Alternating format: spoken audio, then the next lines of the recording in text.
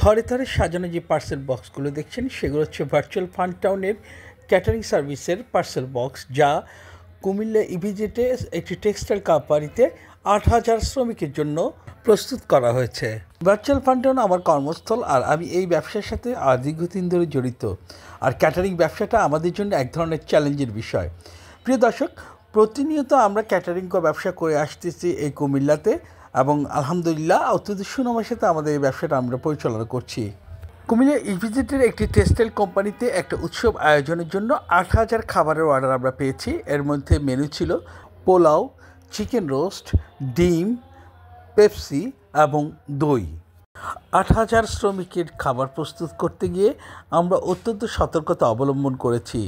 আর এই পুরো খাবারটি একটি নির্দিষ্ট সময়ের মধ্যে ডেলিভারির নির্দেশনা ছিল আমাদের উপরে, যার ফলে রন্ধন প্রক্রিয়াটিও একটি সময় মেপে মেপে আমাদেরকে করতে হয়েছিল।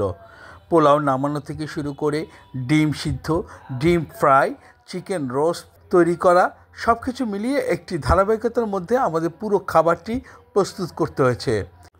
এবং পাশাপাশি খাবারগুলো পার্সেল বক্স করতে গিয়ে আমাদেরকে খুব সতর্কতা অবলম্বন করতে হয়েছে। সামান্য অসতর্কতা যে কোনো বিপদ ঘটিয়ে আনতে পারে, এই কথাটি সব জায়গায় প্রযোজ্য, ঠিক খাবারের ব্যাপারেও একই। এবং খাবারগুলো এমনভাবে আমাদেরকে পার্সেল করতে হচ্ছিল যে প্রত্যেককে খুব সচেতন থাকতে হয়েছে। সামান্য ভুল হলেই পুরো ৮,০০০ খাবারই নষ্ট হয়ে যেত। যেহেতু খাবারগুলো রান্না করতে অনেকটা সময় নিয়েছে এবং এই খাবারগুলো দুপুরে খাবে, মানে এই প্রক্রিয়াটি, রান্নার প্রক্রিয়াটি সেই সন্ধ্যা থেকে শুরু হয়েছে এবং সকালে এগুলো সম্পন্ন করে এগুলো পার্সেল করে আমাদেরকে পাঠাতে হচ্ছে, এবং এই খাবারগুলো দুপুরে গ্রহণ করবে। সেই মোতাবেক খাবারগুলোকে খুবই সতর্কতার সাথে আমাদেরকে পার্সেলের কাজটা সম্পন্ন করতে হয়েছে।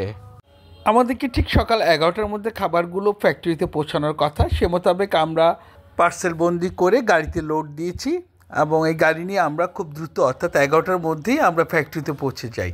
আপনারা খুব ভালো করে জানেন ইপিজেডের যে লাঞ্চ টাইমটা দেওয়া হয় একদম নির্ধারিত সময়ে, আমরাও ঠিক একদম নির্ধারিত সময় সেখানে পৌঁছে গেলাম এবং আমাদের দইগুলো আগে আনলোড করা হয়েছে, পেপসি আগে আনলোড করা হয়েছে এবং খাবারগুলো পরবর্তীতে গাড়ি পৌঁছানোর পর আনলোড করা হয়েছিল এবং নির্ধারিত সময় সেগুলো আবার সরবরাহ করতে হয়েছে শ্রমিকদের মাঝে।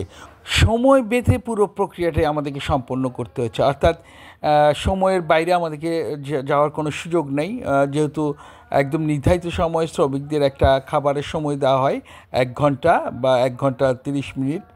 এই সময়ের মধ্যে খাবার শেষ করে শ্রমিকদেরকে আবার তাদের কাজে ফেরত যেতে হয়। আমাদেরকেও ঠিক একই সময় মেনটেন করতে হচ্ছে। খাবারগুলো ঠিক যথাসময়ে আমরা আনলোড করেছি এবং শ্রমিকদের মাঝে বিতরণ করেছি। আর এই পুরো প্রক্রিয়াটি আসলে ঘড়ির কাঁটা মেপেই করতে হয়েছে, কারণ একটু সময়ের এরপর ওপর হলে দেখা যেত যে শ্রমিকদের মধ্যে এক ধরনের অসন্তোষ, কারণ তাদের কাজও আছে এবং তাদেরকে আবার নির্ধারিত সময়ের মধ্যে খাবার খেয়ে তাদের কাজে চলে যেতে হবে। এবং সেই জায়গাটিতেই আমরা সবচেয়ে বেশি সচেতন ছিলাম।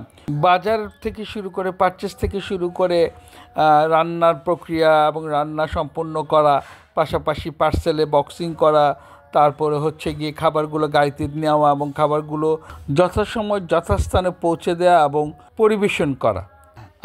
আমরা এই কাজটা দীর্ঘদিন ধরে করে আসছি এবং বিভিন্ন জায়গায় আমরা খাবার ডেলিভারি দিচ্ছি।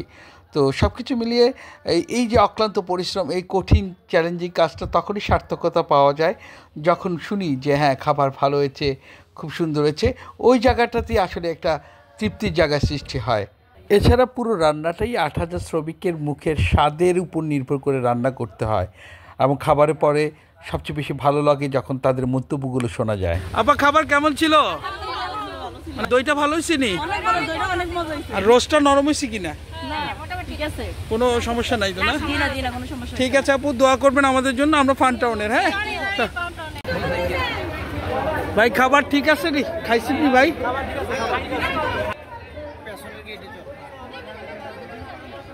দর্শক, এই ছিল ভার্চুয়াল ফান টাউনের ক্যাটারিং সার্ভিসের এই বাল্ক অ্যামাউন্টের খাবারের আজকের আয়োজন।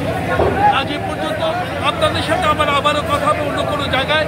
ততক্ষণ পর্যন্ত ভালো থাকুন, সুন্দর থাকুন, সুস্থ থাকুন।